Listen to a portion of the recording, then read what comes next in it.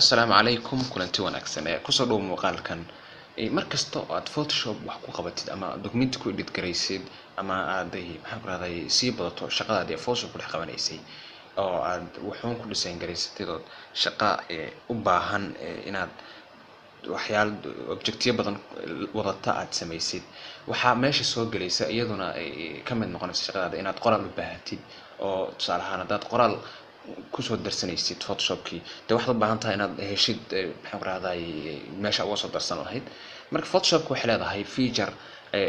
awood kuu siinaya inaad kusoo darsatid qoraal isla markaana qoraalkaas uu yahay qoraal kooban dee aan ahayn maadaama aysan Photoshop ahayn wax software professional loogu talagalay wax lagu qoro oo kitaabo ama maxaan ku dhahay magazine lagu sameeyo haddana kama marna inay awood kuu siinayso inaad qoraal kusoo darsan kartid wixii aad samaysanayso design garaysanaysid qoraalkaas marka wuxuu noqon karaa inaad tusaale ahaan haddaad poster design garaynaysid ama aad samaynaysid cover book ama aad samaynaysid oo kale banner intaba qoraal baa u baahan tahay qoraalkooduna ma badna sida caadi ahaan markii intaas kuwa laga hadlay ma badna waxyaalahaas waa waxyaalaha Photoshop lagu qabto markaas Photoshop waxay awood ku siinaysaa inaad kusoo darsan kartid intaas waxaana jira feature la dhaho tape tool oo aad tape-kii ka access gareyn kartid isla markaana aad ugu soo darsan kartid documentigaaga marka muuqaalkan waxaan uga hadli doonaa qaabka text ugu soo darsan lahayd isla markaana aad textka qoraalka aad ku soo darsatay meeshaas aad u edit garaysan lahayd waxaan kala arki doonaa tape-ka inta qaybood aad u qori kartid oo inta direction uu yeelan karo saan u bilowno marka waxaan u baahanahay inaan soo furno file-kan ugu talagalay tutorial-kan waxaad tagaysaa folder-kii Photoshop-ka tagaysaa waxaa kasii dooranaysaa essential practice maadaama aan qaybtii labaad ku jirno waxaan ka dooranaa marka waxa noqon karaa casharka lixaad weeye casharka lixaad baa kasoo dooranaysaa markaas baa halkaad faylkii aad soo furtid ku soo furmaya wax ku soo furmi doona file aynkaas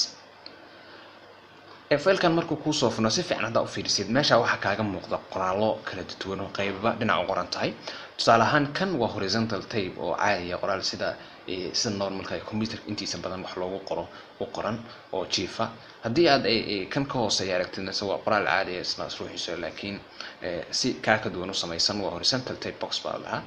midkan kale aad aragto waa vertical uu taagaya qoraal isdaba yaala laakiin si taag u qoran weeye kan waa isla kii verticalka ahaa laakiin isaga oo la badiyay intaas oo dhan marka tapeska noocyada kala duwan u qoran waxay noo suurtagelinaya oo aan awood u leenahay inaan uga soo darno inagoo soo raacayna wax loo yaqaan tape toolka wuxuu ku yaalaa marka toolboxka qaybtiisa hoose oo pen toolka ka hooseeya waxa ku yaala tape tool wana calaamada T da buu leeyahay haddaan click siino si fiican u fiir move toolka haddaan naga wadana haddaan tape click siino waxa isbedelaya control panel-kani control panel-ka waxa awood ku siinaya inaad tape-kii halka ku qoratay edit gareyn kartid fontigii oo ahaa bedeli kartid haddaad bold iyo haddaad light iyo regular inta ba karabtid ka bedeli kartid haddaad cabirkiisa rabtid inaad bedeshid haddaad sharp ka dhigaysid ama wax kale oo strong smooth ka dhigaysid intaba aad bedeli kartid waxa kale oo meesha aan ka maqnayn oo tape control panel-ka marka tape-ka dooratid uu awood ku siinaya inaad alignment-iga ka dooran kartid oo alignment ama center ama left right intaba aad dhigi kartid isla meesha waxa la socda meesha color-ka ka dooran lahayn oo textigii aan qoranay color-kiisii aan ka access gareyn lahayn marka color-kaadi aan qanacsantahay ka dooran kartid control panel-ku marka shaqadaas aad ka bino qabta aad muhiimka waa bino qabta waxa kale oo isagana meesha ka maqnayn oo ku jira control panel-ka dhinaciisa hadda si raacday halka wax kaaga muuqda button-kaas marka waxa ku yaala wax loo yaqaan wax ku jira gudihiisa loo yaqaan character iyo paragraph laba panel oo socda ku jira labada panel waxay inoo qabanayaan shaqadii aan tape-kii aan qoranay oo control panel-ka aan ka bedelanayni bay waxay inoo kusii darayaan options iyo intii control panel-ka inoo qabanaya baadana waxay inoo kusii darayaan options inta ka sii badan waa arki doonaa haddaan soo furno tusaale ahaan markaad click siisid waxa ku soo furmaya paragraph iyo character wada socda ka soo gooy gidaarka banaanka marka si aad u fahanteed qaabkan u isticmaalayno waxaan u soo saaraynaa koonaha character waxa la yiraahdaa panel-ka kore ee ka kooban intii control panel-ka inoo ku jirtay markii hore iyo wax kale lagu sii daray kan paragraph-na waxa la dhahaa kan ka hooseeya aan halka u gooynay isaga ruuxiisa isaguna alignment-iga iyo waxyaalaha kale dhowr inoo qaban kara labadaas panel shaqo aad iyo aad muhiim u ah bay noo qaban karaan. Kan oo kale intii control panel ku jirtay oo inaad magacii dooratid bold ka bedeshid textiga size-kiisa weynaystid buu intaan waa qaban karaa. wax kale oo ku dari karaa inaad texti kala fogeyn kartid, inaad ballaarin kartid, inaad samayn kartid paragraph maxaa ku dhaca line-ka space-ka u dhaxeeya inaad kordhin kartid, isagana halkaas laga samayn karaa. inaad kordhin kartid space-ka u dhaxeeya laba xaraf tusaale gabay marka halka ku qoran tahay g iyo eeda labada xaraf gaada iyo aada space-ka u dhaxeeya inaad kordhin kartid, halkaas laga kordhiyay iyadana. wuxuu kala awood inoo siinayaa inaan samayn karno textiga inoo qornaa inaan hoos u dhaadheero taagtaaga ka dhigi karno.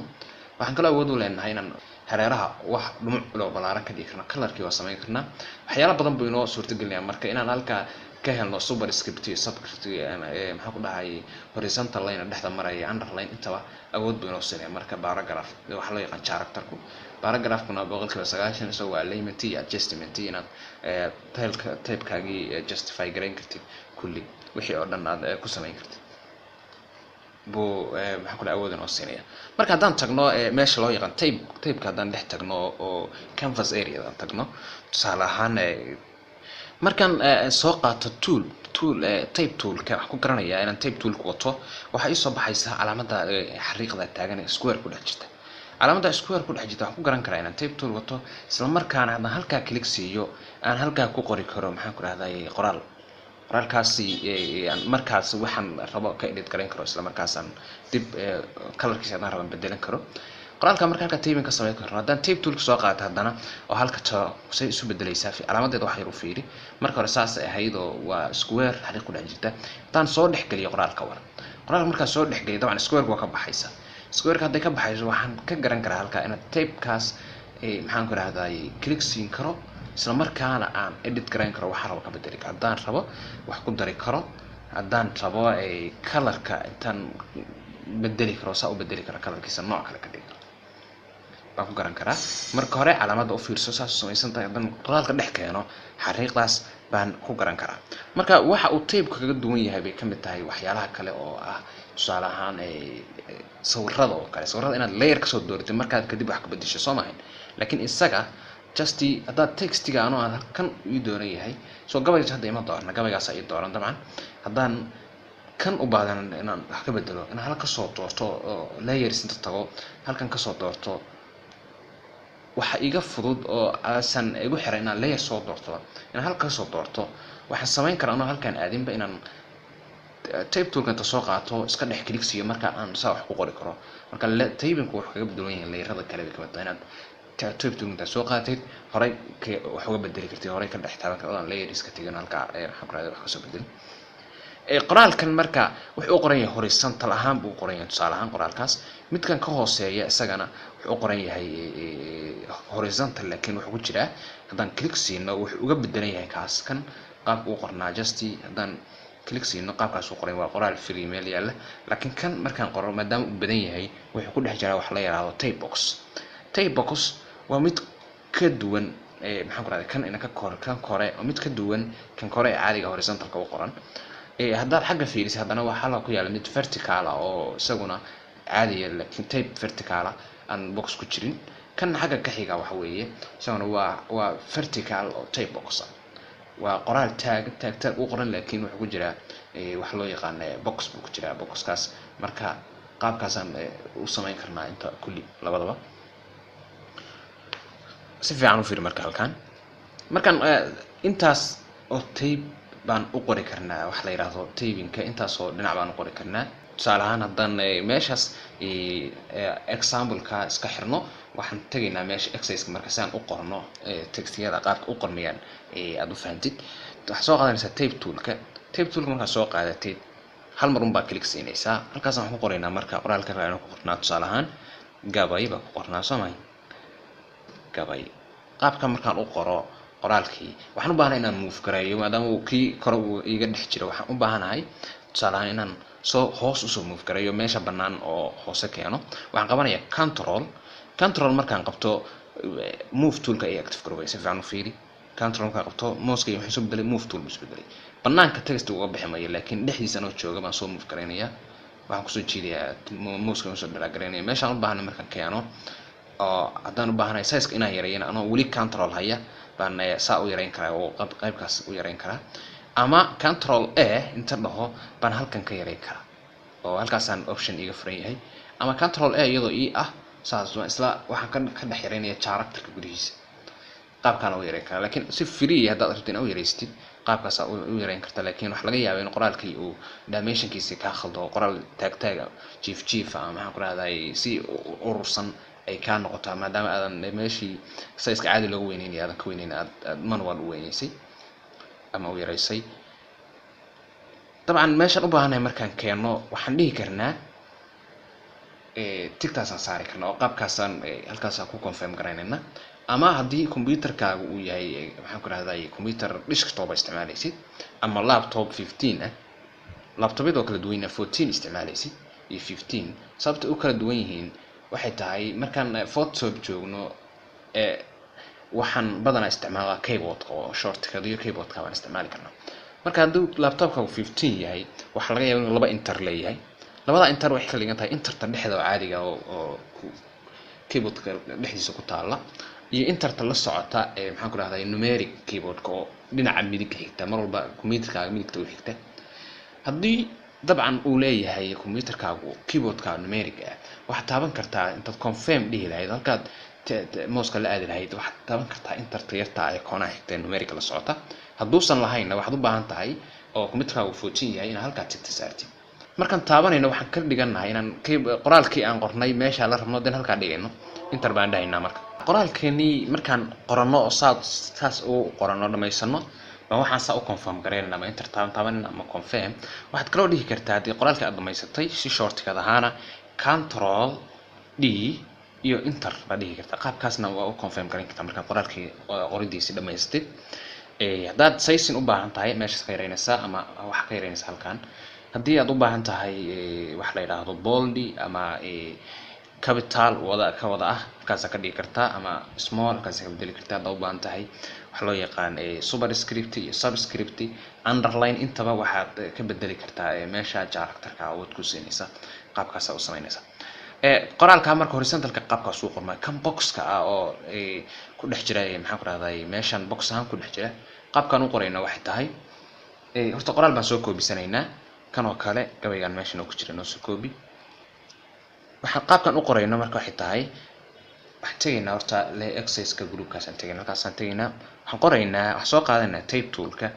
tape toolka markaan soo qaadano meeshan rabno inuu geeska qoraalka ka bilaabmo waan ka bilaabaynaa halkaas oo kale aan click siinaynaa click caadi uma siinayna laakiin dhab inta siina waan ku jiidaynaa marka boxki baan samaynaynaa dabcan ilaa iyo meeshaan la rabno waan geynaynaa markaan geyno qoraalkiisa inoo yahay baan ama caadi ugu qoran kartaa oo qoraalkii halkaas ku qori kartaa haddii qoraal soo koobisayna wax caadi baad ugu soo control V baan la dhigi kartaa qaabkaas oo qoraalkii boxka ku soo galiya haddaad u baahan tahay inaad yareysid boxka xagga u durkin kartaa dabcan inta meesha hoos qabatid haddaad hoos ka yareynaysid dabcan mar walba xaggaasaad waxa ka yareysa geeska midigta ee hoose baad ka yareynaysaa ama balciisa ama ka dhuubaysa kulli halkaasaad ka celinaysaa ka hagaajinaysaa then confirm baa dhehaysa ama enter baa dhehaysa ama control D enter baa isla qabanaysa qaabkaasuu kaasna u qormaa kan verticalka isagoo uu ka duwan yahay marka kuwan xoogaa markaad tape toolka soo dooranaysid unbaa different ah intaas bay xoogaa kala duwan yihiin mar walba waxaan tagaynaa kan naga xir mar walba waxaan tagaynaa meesha exercise kan ku samaynaysid exercise haddaad samaynaysid mar walba waa inaad soo doorataa groupka exercise-ka click markaan siiyo oo toolka soo qaato waxaan dhihi karaa ama cabaar baan haynayaa ama right click baan siin karaa isla markaa waxa ii soo baxaya vertical tape tool oo toolkii hore horizontal u ahaa laakiin kan waa vertical tape tool markaan soo qaato waxaan awood u leeyahay inaan qoraal kor u qormayo qoro tusaale ahaan halkaas oo kale waxaan ku qorayaa gabayga markaan qoro haddaan capital ka wada dhigayo halkaasaan kasoo dooranaya marka tusaale ahaan capital waa ka dhigay size-kiisaan raba u baahanay inaan weyneeyo ama control panelkaan tegi karaa ama waxaan ka weyneynayaa meesha la yiraahdo characterka baan si tartiib ugu weyneysan karaa ilaa cabirkaan u baahanay qaabkaasaan qoraya marka si haddaan u baahanay inaan move gareeyo control baan qabanaya then baan mouse ku jiidayaa meeshaan u baahanay markaan geeyo oo ku habeeyo haddaan space-ka u dhaxeeya xarfaha haddaad yareynaysid dabcan halkaas ka yareyn kartaa iyadana then markaad ku qanacdid meesha rabta geysid oo haddaa u baahan tahay aad kalarkiisii bedeli kartid oo waxaa rabta ka dhigi kartid baad waxaa leedahay okay. haddaan u baahanahay inaan qayb kalarkeed bedelina intaasaan highlight saaraya kadib aan bedelaya asaanba ka dhig qaabkaasaan u bedelay. qoraalka maxaan ku dhahay verticalka ahna saasaa loo qoraa isaguna qaabkaas uu qormiya uu ka duwan yahay dabcan kan horizontalka mar walba toolka uun ba isbedelaya. haddaan u baahanahay box vertical ah haddaan qoro isagana waxaan soo qaadanaya vertical tape toolkii intaas soo qaato just sidii uun baan intaan click siiyo baan maxaan ku dhahday ugu jiidaya oo ugu dharaagareynaya. haddaan ku dharaagareeyo intaan box intaan u baahanahay samaysto baan ama qoraalka qoranaya haddaan koobi haystana bast leh oo qaabkaasaan usoo koobinaya. hadduu saas iga waaweynaado dabcan waa yareynayaa. vertical haddaan u baahnayn iyadana waa ka saarayaa. qaabkaasaan marka isagana u qoraynaayo mar walba inaad labada tool ka soo dooratay iska hubiso ay muhiim tahay. haddaad vertical u baahan tahay vertical tool baa soo qaadanaysa. haddaad horizontal u baahan tahayna horizontal tool baa soo qaadanaysa. qaabkaasuu marka u qormaa waxa loo yaqaan tape-ka markaan joogno Photoshop-ka oo haddii aad qoraal qoraysid inaad tape tool soo qaadatid isla markaana hadda wax ka bedelaysid control banka uga bedeli kartaa ama halkaa ka adjust gareyn kartaa colorka iyo wax walba ka bedeli kartaa. waxaa kaloo awood u leedahay inaad isticmaashid wax loo yaqaan character-ka iyo paragraph-ka labadana waa isticmaali kartaa. marka character-ka waa aragnay. paragraph qaabku u shaqeynaya marka paragraph kale wuxuu shaqeynayaa kan haddaan select gareyno textigaas waxaan u baahanahay tusaale inaan justify ku sameeyo. justify markaan ku sameynayo wataan qoraalka soo doorto control A dhaho baan just wax siinayaa click-kaas oo kale qaabkaasoo justify u sameynaya wixii sameeyaa hareeriyo kan qoraalkii uu ku qurxinaya haddii uu kala dhaadheera. kuwan waa alignment left and right haddaad geynaysid kulli. marka qaabkaas qoraalka loogu qoraa tape marka la joogo Photoshop-ka waxaana muhiim ah si aad wax badan uga fahantid inaad practice ku sameysid kadib markaad daawatid aad practice ku sameysid. waxa laga yaabaa markaad qoraalka qortid inaad u baahatid in qoraalkaagii edit garaysid oo effect dheeri ku dirsatid oo waxyaalaha intii hore waxaan ku raadayay ka baxsan tusaale ahaan inaad har u sameysid ama effectiyo kale oo nashqadayn qurux badan aad ku sameysid. marka taasina waxay noqon doontaa shaqo gooniye oo hawl kale barasho gooniye u baahan. muuqaalka ku xiga ayaan kaga hadli doonaa qaabka layer styleska loo bedelo oo noocyo kale looga dhigo isla markaana u sameyn kartid effectiyo dheeri inaad meeshan hadda color-kun bedeli kartaa laakiin inaad design qurux badan sameysan kartid harle gradient le aan ku raadayay sameyn pattern la socdo waxyaalo badan inaad kusoo desan kartid qoraalkii aad qoratay oo stylekiisa bedeli kartid. intaba waxaan ku arki doonaa muuqaalka xiga marka hore kulanto damo xiiso leh.